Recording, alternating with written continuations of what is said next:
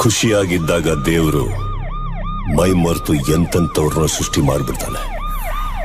ಕೋಪ ಬಂದಾಗ ಮಾತ್ರ ನನ್ನಂತವನ್ನ ಸೃಷ್ಟಿ ಮಾಡ್ತಾನೆ.